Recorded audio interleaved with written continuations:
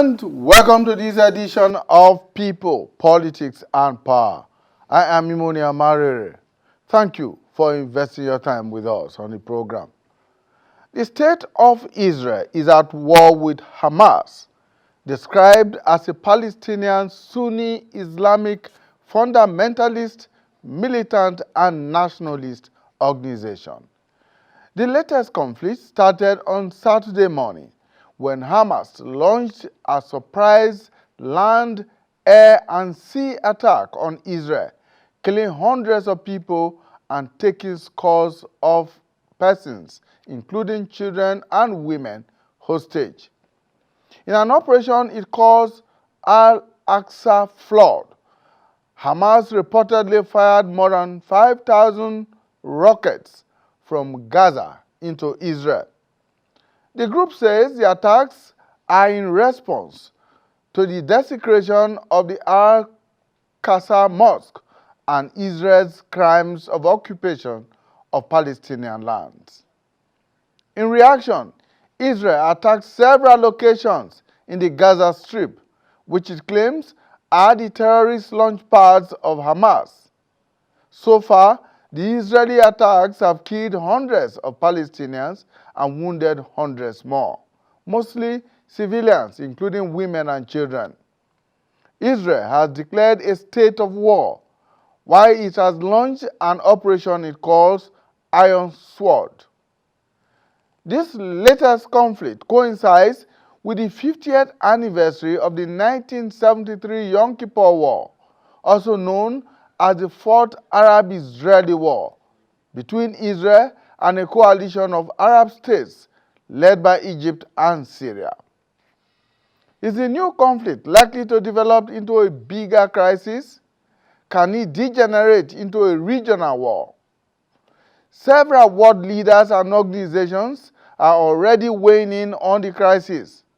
Will they be able to stop an escalation of the fighting and stem the killings?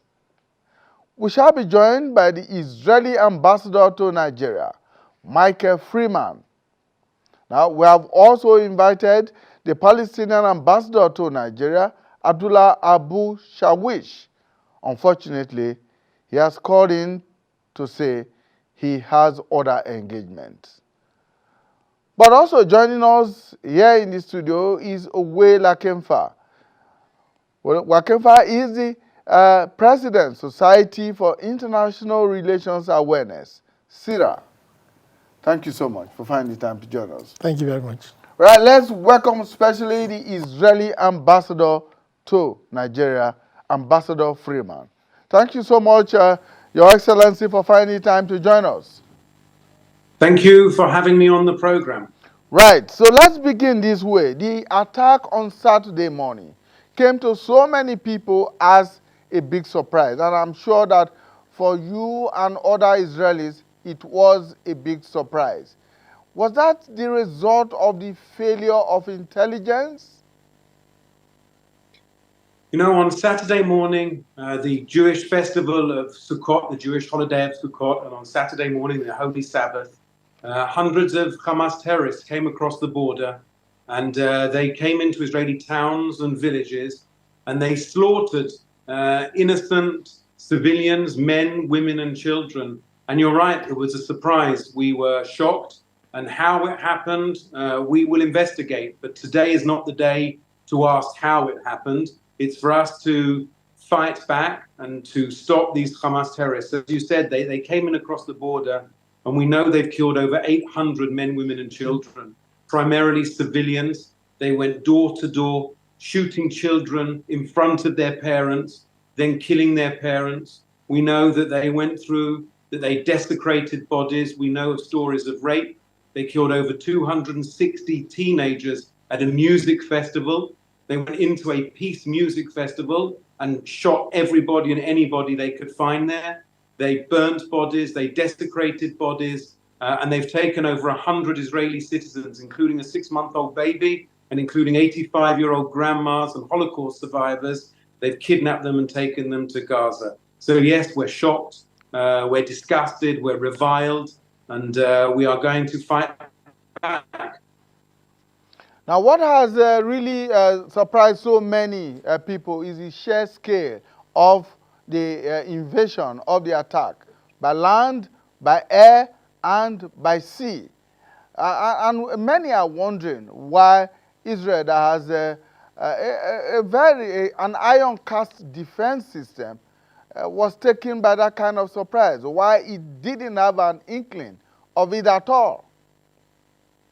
Look, it's a great question, and it's a question we will ask, and it's a question we will deal with. And all of those questions will be asked at the end of this war. Because you're right, there's some very serious questions to be asked there, and very serious issues that need to be addressed. But they will all come the day after. What we need to talk about now, and what we need to deal with now, is securing our people, securing our population, and making sure that Hamas can never do this again. Now, talking about securing your population, the response or the reaction of the Israeli state to this attack has also been seen as probably beyond what many people expected. The Prime Minister has declared a formal war on Hamas and against the Gaza Strip. How far can this go? How far will the Israeli state go in its effort at retaliation? We will do everything we need to do. We will do everything we need to do to make sure that Hamas can never, ever do what they've done again. You know, how would any country in the world react to seeing children, babies, shot in front of their parents, people murdered, people desecrated, bodies, the things that were done to these things, I can't even begin to describe. And so we'll do what we need to do to protect our people. This is a war between good and evil. This is a war between humanity and those who oppose humanity. This is not a war between Israel and the Palestinians. This is a war between Israel and Hamas, a war that Hamas declared, that Hamas started, and we will do what we need to do. You know, if anybody wants peace, if anybody wants to see a resolution between Israel and the Palestinians, then the way to do that is to make sure that Hamas don't exist, because Hamas are against any form of compromise. Hamas are against any form of living together. Hamas's explicit declaration is to kill every Israeli and to destroy every Israeli. It's something that any decent human being would be up against. You know, Nigeria faces major problems in Boko Haram, in ISWAP, in all of these radical terror organizations. Hamas is Boko Haram. Hamas are these terror organizations. Hamas do things worse than anything we've ever seen in Nigeria. They've kidnapped women, they've kidnapped children, and we will do what we need to do, trying to avoid as many civilian casualties as possible in order to make sure that Hamas can never do this again. Right, the Palestinians accuse Israel regularly of killings of men, women, and children. And they also say that your security forces have been engaged in indiscriminate demolition of homes and taking a number of Palestinians into custody, and you do have thousands of them in your custody. And in fact, they say that this year alone, 2023, about 250 Palestinians have been killed in the occupied territories. And they point at this as justification for Saturday's attack. You know, of those people that they're talking about, how many of them are terrorists? How many of the 250 are terrorists? I can tell you, over 90% of them are terrorists, are people who launched attacks on Israel, who tried to kill Israeli civilians, who came with guns, who came with knives. Those people that we've arrested are terrorists, are people who tried to blow up children, who tried to blow up schools, who tried to blow up buses, who tried to kill women and children with knives. And so we arrested them. If I were to come to Nigeria and say, look, you've arrested lots of people who are members of Boko Haram, you've arrested people who are members of ISWAP. Well, of course you have. That's what your job is as the security forces. Your job, the Nigerian army's job, is to kill and to stop Boko Haram and to stop ISWAP and to stop these terrorists inside Nigeria. And so when somebody says to you, that's the reason that we're doing this, it's absurd. You can't send a terrorist to kill me. Then when I kill that terrorist, say, see, you're killing us, therefore we're going to kill your women and children. It's a ridiculous argument. Hamas don't need any reason. Hamas, in their constitution, in their charter, the reason they exist is to destroy Israel and to kill Israeli women and children. That's what they openly say. You know, the fact that these people are willing to kill children and willing to kill women means they're also willing to lie.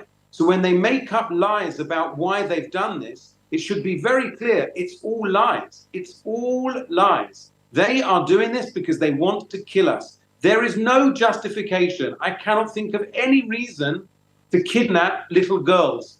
When the Chibok girls were kidnapped in Nigeria, did someone say, oh, I wonder why Boko Haram did that? Of course not. They know why they did that, because they're evil. They did that because they're terrorists. Why did Hamas do what they do? Because they're evil, because they're terrorists, because that's what they do. And we need to understand that, and we need to stop looking for excuses and stop making excuses for the rape, for the murder, and for the desecration of human beings. Now, the Palestinians also point to the fact that Israel is occupying a lot of its territory and that it has taken control of so much of its land and resettled in a lot of Israelis in those lands. And in fact, they also point to the occupation of the Al-Aqsa Mosque. So again, here, let's look at some of the facts. In 2005, Israel left the Gaza Strip. Every Israeli soldier, every Israeli citizen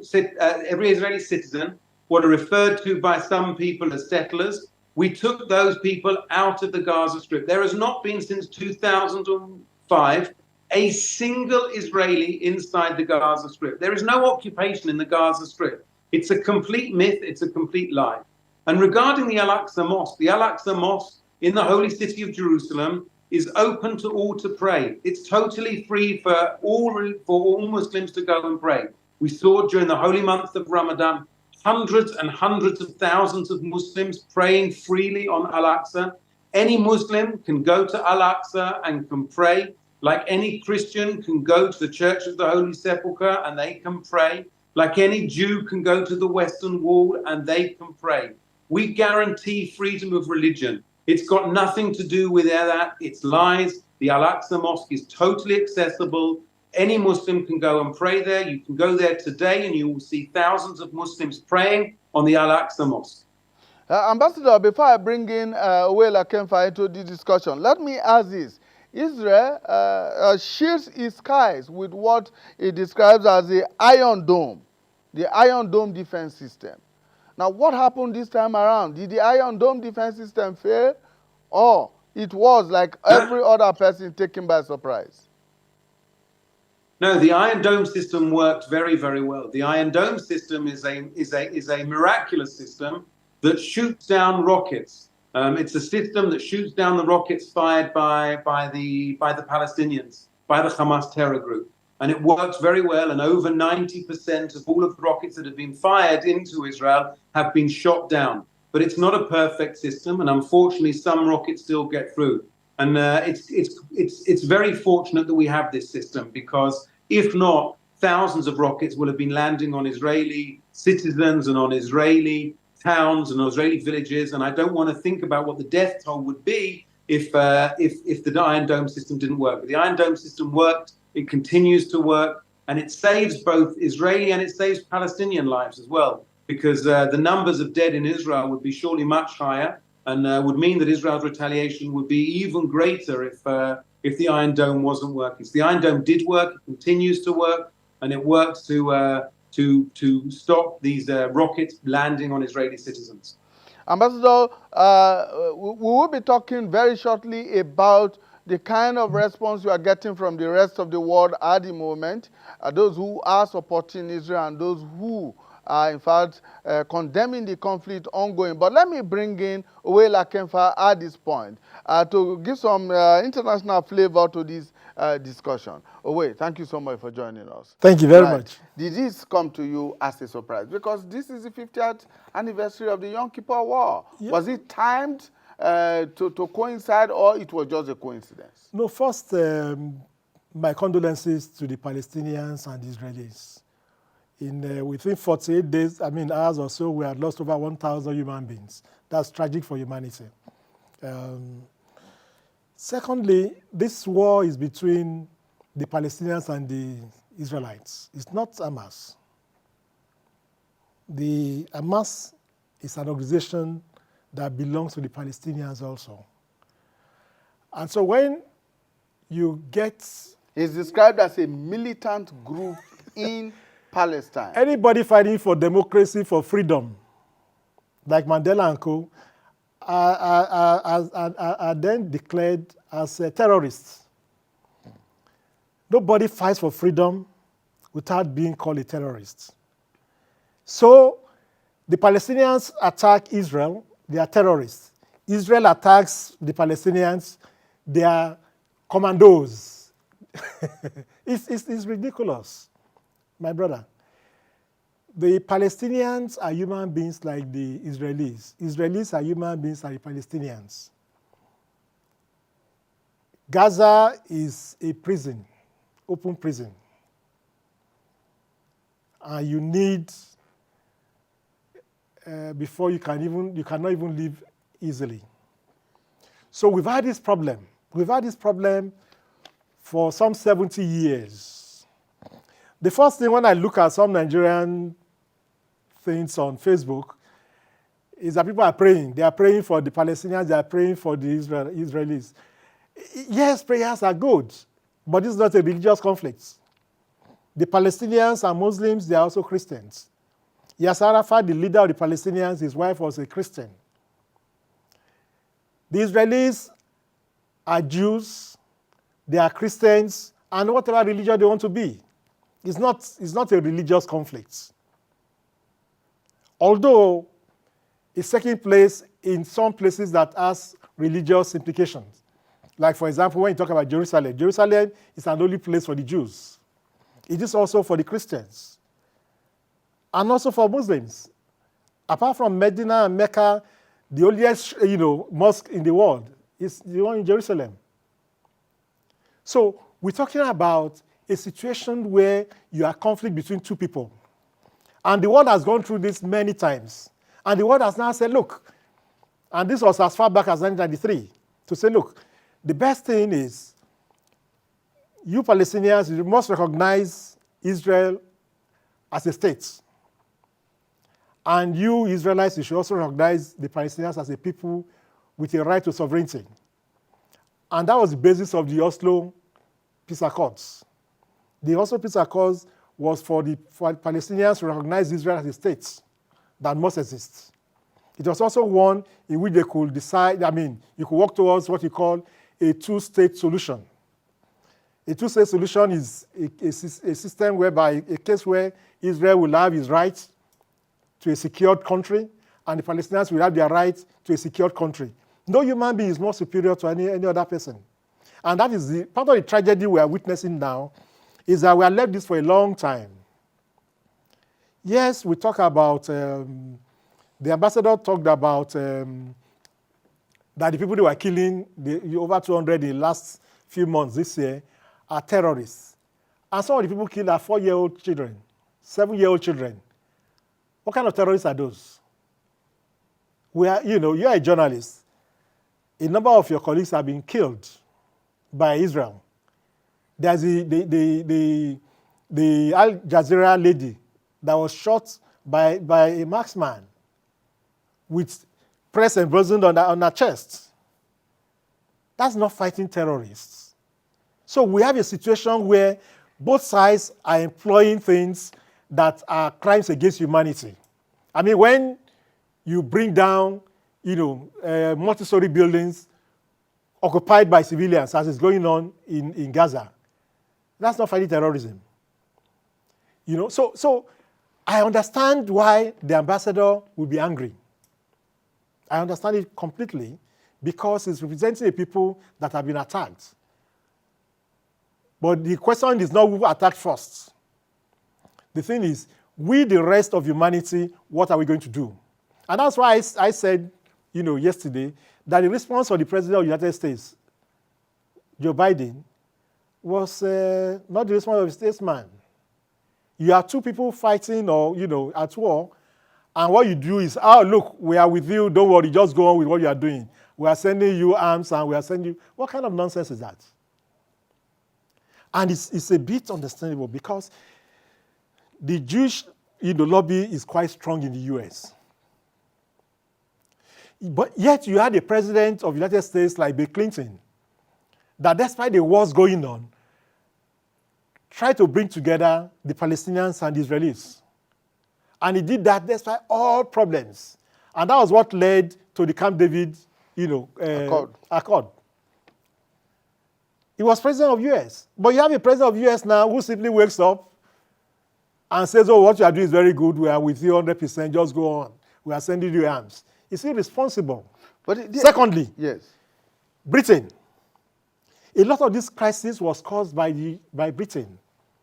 Because Britain, after, the Ottoman Empire was defeated, took over those lands, including the Palestine area now.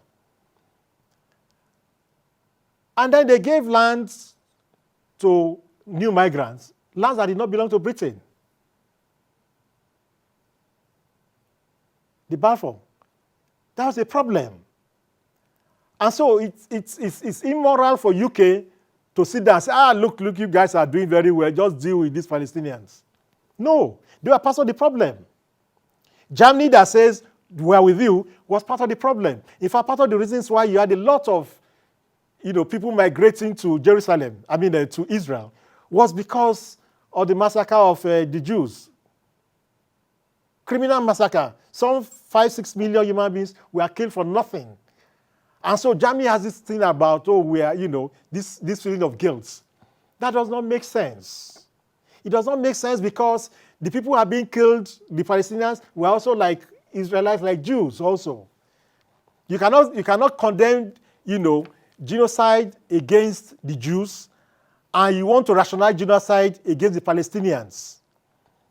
So that is why the position of Nigeria is very good. I'm proud to be a Nigerian on this matter. Because Nigeria says, look, there's a problem. And what we should do is let's have a ceasefire and let's find a solution. The same thing with the African Union. You get it? So it is not for us to add, petrol to fire like the US is doing or UK and Germany. It doesn't make sense. It does not. Look, sorry. Yes, I was going to bring you back to the president. This attack on Saturday, was it unprovoked? Was it provoked in any way? What kind of provocation can you talk about when people are in an open prison? It is a question of when will this happen? It is not whether it will happen. Because you see, there's no way you can, look, the ambassador was good, yeah, you don't have Israelites in Gaza, but a lot of the Palestinians have been taken.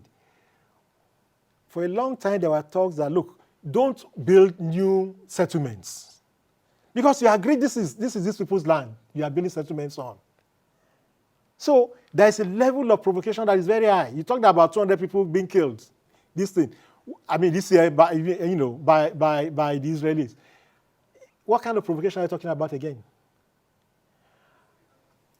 I think what we should all do, first, if I were an Israeli, I would ask myself, how did this happen? How?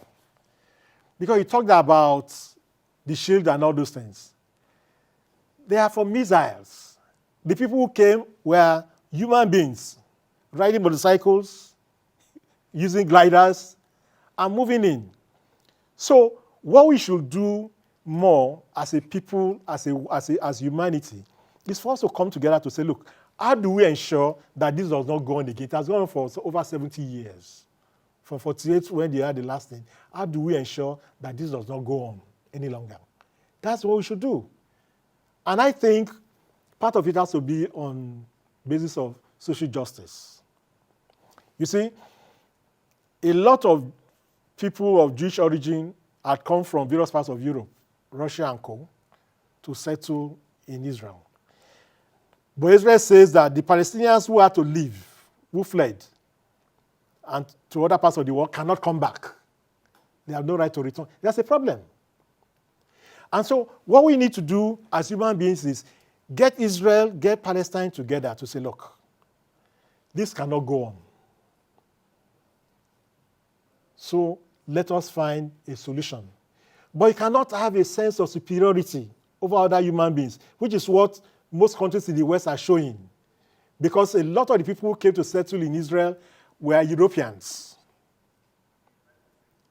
So every human being is a human being. You cannot talk about sovereignty in Ukraine and say the Palestinians do not have a right to sovereignty. It's the same thing. They are human beings. So we have to look at it from trying to ensure that there is justice across the world. So Israel has a right to secure borders without being terrorized. The Palestinians have a right to secure borders without being terrorized. And that is why I stand on this matter with Nigeria and the African Union. Ambassador, let me bring you into the discussion again now. There has been a lot of appeals and talk about a ceasefire as a way of trying to find a more permanent solution to this lingering crisis. Is Israel open to talks about ceasefire, at least for now, so that diplomacy can take over? I think, first of all, I need to respond quickly to your guest, who made lots of statements. Unfortunately, a lot of them were false, but I don't want to go through that now. I'll just pick up on the one sentence he said at the end, which was both countries or both peoples are entitled to secure borders. I agree with him. We're entitled to secure borders. We saw yesterday and on Saturday what happens when that border is breached by Hamas. And this is about Israel and Hamas. This is not about the Palestinians. And I don't care what anybody says. Okay, we can talk about Israel-Palestine. I'm happy to have a discussion with your guest about Israel-Palestine. Whenever you want to have that conversation, I'm happy to meet him. I'm happy to have the conversation in the studio, whenever. But yesterday, we saw these people from Hamas killing 900, maybe more, women and children, not by accident, deliberately, walking into houses, pulling them out by their hair, shooting children in front of their parents and then shooting their parents. We saw people taking Israelis and beheading them. They went to a music festival and killed 260 teenagers, and then they raped some of the women there, and then they burnt some of the bodies and did all sorts of other things. There is no excuse for that. There is no justification from that. I don't care what sort of provocation you think you have had. I don't care what sort of justification. There is none. You cannot justify that. There is no way that I will sit here and be told by anybody that it's just a conflict. And if you think about 70 years, then actually it's okay for people to rape, and it's okay for people to murder children, and it's okay for murder women, and it's okay to kidnap a 6-month-old baby, and it's okay to decapitate somebody. That's all okay. Clearly, that is unacceptable. And if you genuinely want peace, these people can't be part of it. I have 2 young children. I want peace. I want peace, and I want it for my children. I want it for my grandchildren. I want it for Palestinian children. And I want it for Palestinian grandchildren. I want a better future for both of our peoples. The only way we can do that is to make sure that these elements that don't want peace, Hamas, don't take my word for it, take Hamas's word for it.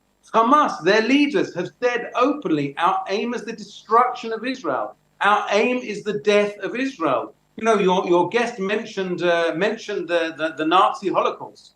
70 years ago, longer, in the Nazi Holocaust, we saw German soldiers going street to street, to house, murdering women and children. Yesterday, we saw Hamas terrorists, death squads, going house to house, murdering women and children. Yesterday, on Saturday, more Jews were murdered in a single day than has ever happened since the Holocaust. So understand what we're talking about here. They were murdered in cold blood, not in the context of a conflict. They were murdered simply for being Jews.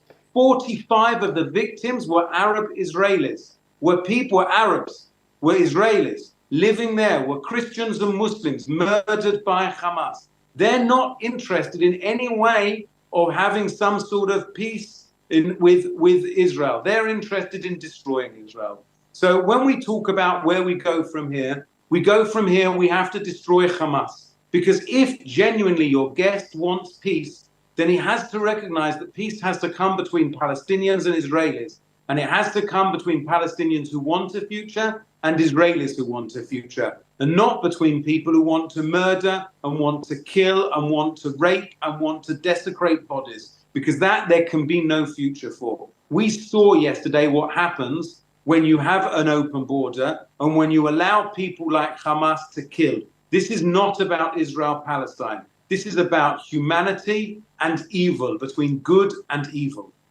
Now, that leads me to my next question. Does Israel make a distinction between the Palestinian Authority and Hamas? Absolutely. Absolutely. Our fight is with Hamas. Our fight is with the terror organization of Hamas, backed by Iran. That's where our battle is. Our battle is absolutely not with the Palestinians or the Palestinian Authority. We are in contact with the Palestinian Authority. We speak regularly with the Palestinian Authority. We have coordination on many issues with the Palestinian Authority. This is a fight between Israel and Hamas, between humanity and evil, between good and evil. There are reports of the Hezbollah movement also being part of these attacks. What do you have to say to that? Well, we hope that Hezbollah won't get involved, but Hezbollah is also a terror organization that is backed by Iran. There's nobody talking there about occupation. In Lebanon, Israel left every millimeter of Lebanon, and that's been approved by the United Nations. The United Nations agreed. Israel has left every millimeter of Lebanon. There is no Israeli presence in Lebanon. Lebanon is an independent country. But if Hezbollah decides to attack or invade Israel, we will respond. We will respond heavily in order to defend our people and defend them. But you know what's Hamas and Hezbollah got in common? Iran. Iran that doesn't want to see progress. Iran that doesn't want to see peace between Israel and Arab countries. They are worried about the talks between Israel and Arab countries and the Gulf countries and the progress with Saudi Arabia and the progress in other areas. And therefore, they're doing everything they possibly can in order to stop any form of peace in the Middle East. And therefore, when you look at Hezbollah and you look at Hamas, Iran is the thread tying them together, and Iran is the destabilizer because they don't want peace and they don't want security. Ambassador, let me ask you about the response, or rather the intervention of some countries around the world, the international community. I mean, you heard or you have seen that certain Western nations, including the US, United Kingdom and Germany, have openly declared support for Israel, while some others are calling for a ceasefire and moderation. Do you think that this kind of partisanship, so to say, will do anything to prevent, or rather to reduce the tension in the Middle East anytime soon? We've seen it's much more than one or two countries. There's currently close to 70 countries that have been very, very clear in supporting Israel and understanding, and many, many more that have condemned the Hamas terrorism. And at this point, I don't think there's any way that you can equate between people who are being slaughtered and those doing the slaughtering. No one would say that we need to say that those people, that radical terrorists, no one would say that you should compare between the Chibok girls that were kidnapped in Nigeria and Boko Haram who did the kidnapping. There's no comparison between the two sides. And we've seen here Hamas kidnapping young Israeli girls, 4, 5, 6, 7 years old, kidnapping them and taking them back into Gaza and holding them, 6-month-old babies, 85-year-old Holocaust survivors. You don't compare those people kidnapping and killing the babies with the babies and the children. That's not a comparison. So at this point, it's clear that the world supports and understands what's going on and condemns the Hamas terrorism. And we will do what we need to do now that Hamas has declared war. We will do what we need to do to make sure that they won't come and murder our babies and murder our children and rape our women again.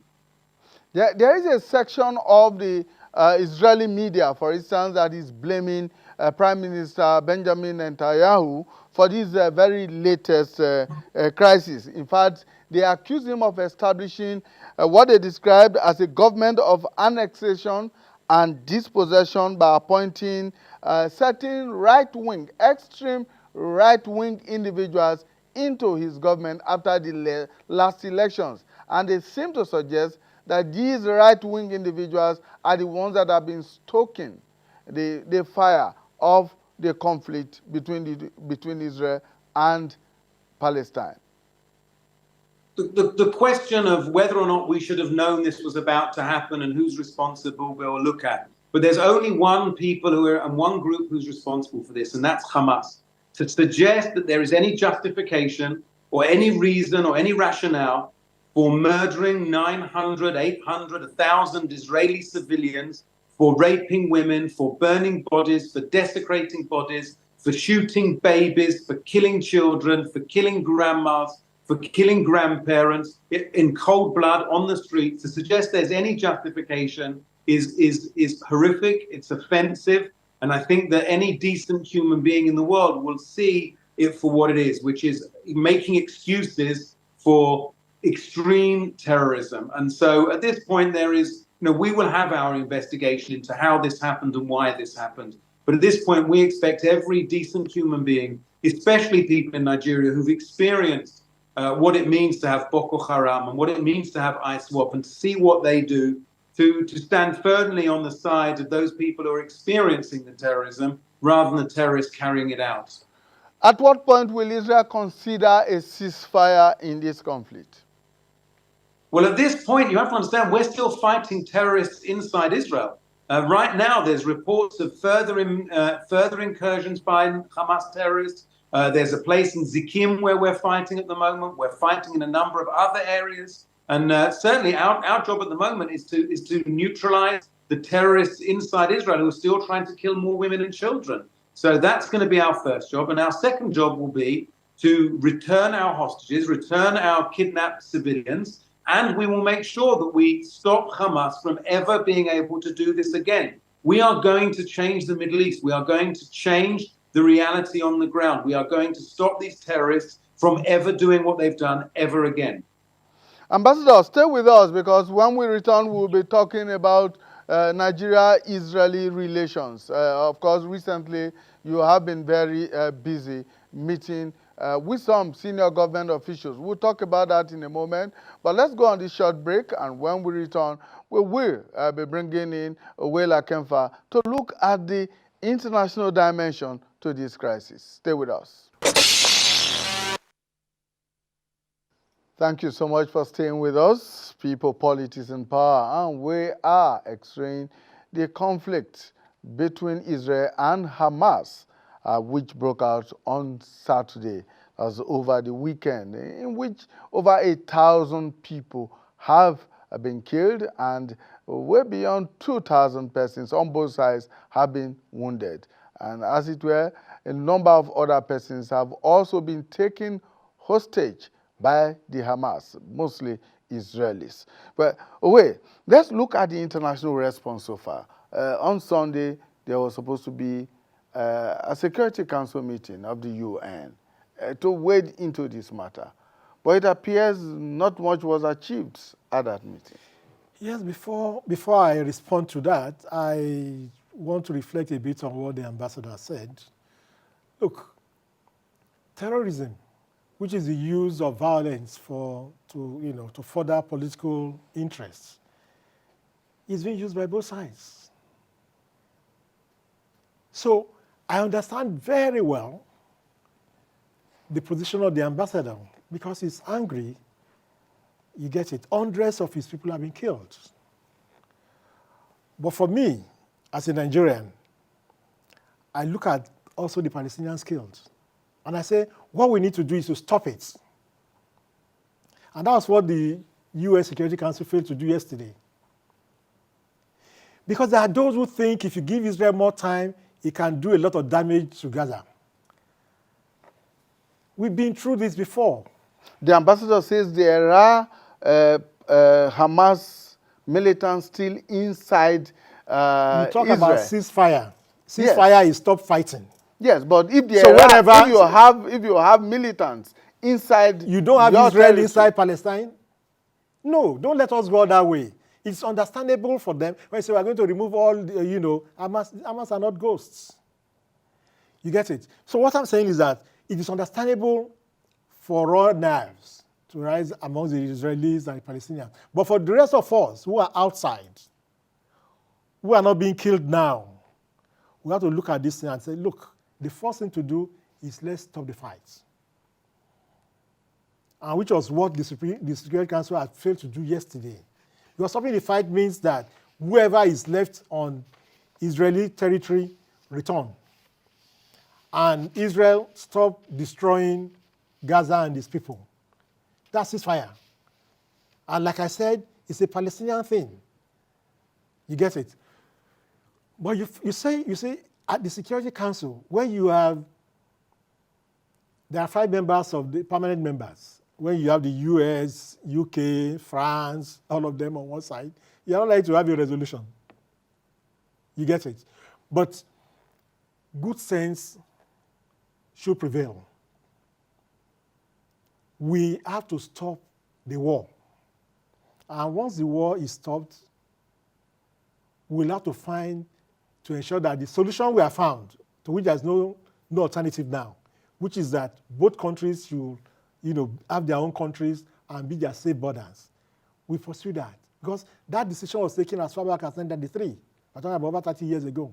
And nothing practically has been done beyond the efforts of Norway and President Clinton. So we have to return to that. Those countries, some of them, in Nigeria, there are people you call people who rejoice when there's war. The United States establishment, that's the kind of country it is. It has to test new weapons, sell new weapons, and send things around. It has relied on wars for 250 years. Now, the rest of the world does not need to follow that. We must ensure there is peace. I've called for peace for a long time between the Ukrainians and the Russians. But some people tell the Ukrainians, it's like giving them some pep talk. Don't worry, you are going to defeat the Russians. Even if that is to happen, which I doubt, at what cost? And for what purpose? And so we need to come back again to this, to say, let there be ceasefire. Everybody, whether you are called an hostage or kidnapped, victim, everybody should be released. Let's start rebuilding the parts of Israel attacked and the parts of the Palestinian territories attacked. And let's work towards a peaceful solution. But if you go on now, you kill more Israelis, you kill more Palestinians. And look, there was a policeman that was said to have shot 2 innocent Israelis in Egypt. You get it? Those kind of things can happen. What we need to do is ensure that they don't happen. The people the Israelis are going to kill in the next few hours are human beings. The people the Palestinians are going to kill in the next few hours are human beings. What can we do as humanity? Which was why we set up the United Nations in the first place. The UN was set up to ensure there will be no more wars in the world. Has the United Nations failed in this regard? Spectacularly. Even something as basic as, the war in Ukraine. Can the UN bring peace between the Israelis and the Palestinians? Does it have the capacity to do so? Of course it does. Does it have the will to do so? It's a world organization. It can, and anybody can. Look, like I said, we've gone through this before. And when the Palestinians refuse to recognize Israel as a country, and they have all this kind of crisis, don't forget there were hijackings, especially in the 1970s. What simply happened was that you had a country nobody was thinking about, Norway, coming in to say, look, can something be done?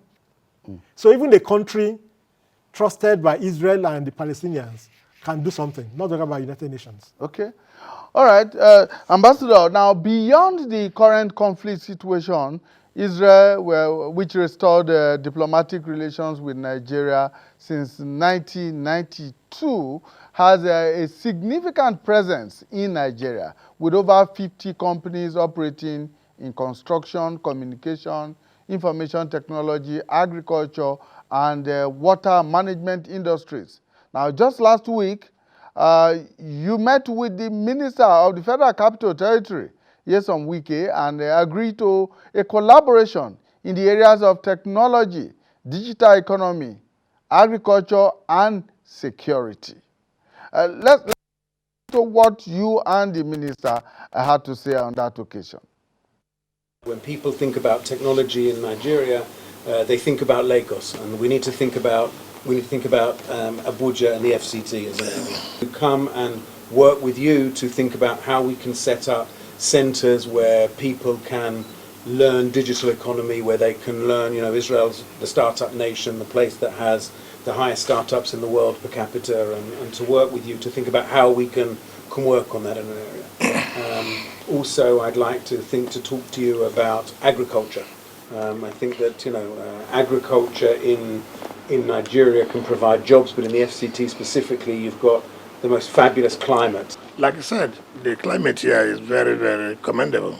So it's good for us to partner in order to have a large farm that will employ a lot of our youths, make them to participate, So I think that would be a major area of concern. And if you can open up that channel, it will help us enough. Ambassador, how much is this current conflict likely to impact on these proposed collaboration and partnership? Well, I hope they don't. I hope they don't impact at all. I would just leave one sentence on the conflict, and then I will move on. Your guest was talking, obviously, about the 1993 Oslo Accords.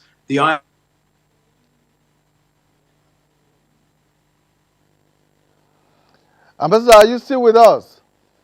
Rejected those accords and launched a series of suicide bombings afterwards to try and stop the accords, because Hamas doesn't believe in a peace process and doesn't believe in negotiations. But I don't believe the conflict going on to the years. I don't believe the conflict will impact this. Israel and Nigeria are friends. We've had a long-term relationship, and we have many, many areas that we'd like to work with Nigeria: technology, agriculture, security where necessary, and to help provide millions of jobs and provide opportunities. President Tinubu talked about 1 million jobs in the digital economy. We'd like to help work with them to realize that dream. There's so much that we can do together and so much that we can achieve together. That's what friends do together. All right, so in what specific areas, apart from agriculture, that you emphasized in that meeting with the minister, in what other areas are we likely to have some low-hanging fruits to deal with very quickly? Technology is a great one. We have got 45% of our GDP is based on human capital, and therefore we believe that we can work together on that area. We can work on providing 1 million jobs, working together to provide 1 million jobs in the digital economy. We can work on many, many different things, on cyber, on artificial intelligence, on all of those areas. I can see a real possibility to start working, and I think you'll start to see some significant things soon. All right, Ambassador, we are very grateful for your participation on the program today. We want to thank you immensely for that, and look forward to having you again, especially when peace is re-established between Israel and Palestine. Thank you so much for your time. Amen. Thank you very much. Great. Well, thank you so much for your time. One last word here. The two-state solution is your recommendation. Yes, and the world must take this and move it forward with it. Very well, yes. And what role do you think Nigeria can play in that regard? Nigeria is a friend of Israel, and Nigeria is a friend of the Palestinians. And so we can ensure that both of them, come together and resolve the issues, including the issue of Jerusalem. You know, as we all know, East Jerusalem belongs fully to the Palestinians.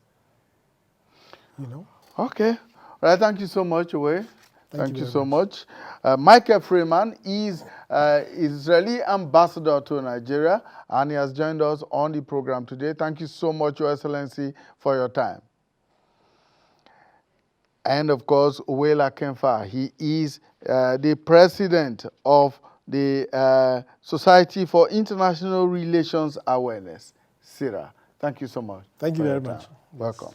All right, that's our program for today. Thank you so much for investing your time with us. We look forward to bringing you a fresh edition next time when we come your way. Bye for now.